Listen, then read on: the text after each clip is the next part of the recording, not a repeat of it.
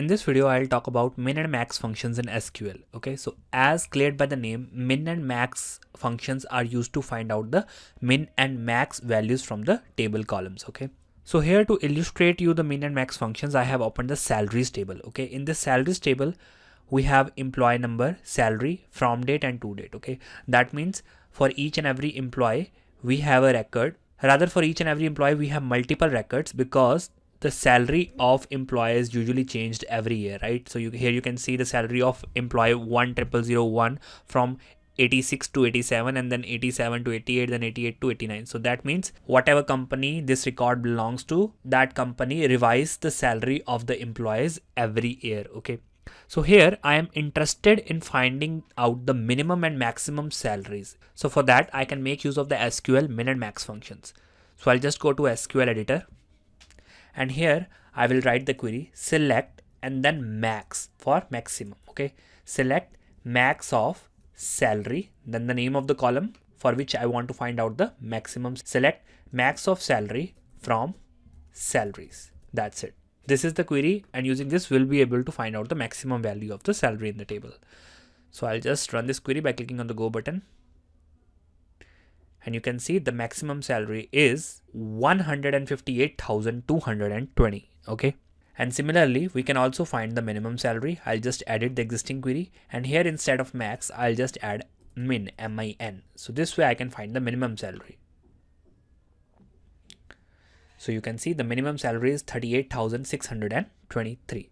I can also find out the maximum and minimum at once. Okay, for that I'll just again edit the query, and here I will add comma max salary.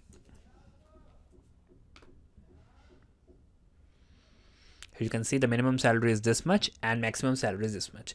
So here in the result set, you can see the column names as min of salary and max of salaries. So here I will also tell you one more concept, that is renaming of the columns in the query itself. So I will edit the query, and I will rename the minimum salary column as min underscore salary, and I will rename the maximum salary column as, so I'll use the keyword as. Okay, as keyword is used to rename the columns. You can use it anywhere in SQL. Okay, not just with the min and max functions.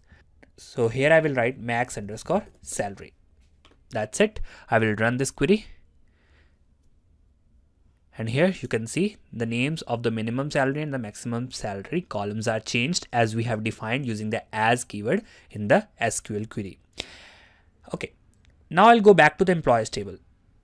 I want to illustrate you that the min and max functions are not just limited to the numerical values.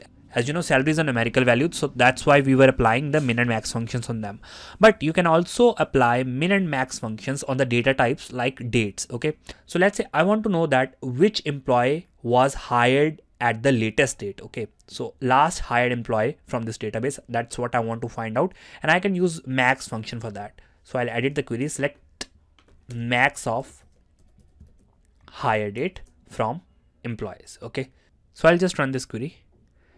And you see the last employee was hired on 28th January 2000. Okay, so that is the maximum hire date in this list. Similarly, I can also find the minimum hire date. That means the oldest hire date, that is 1985, 1st January.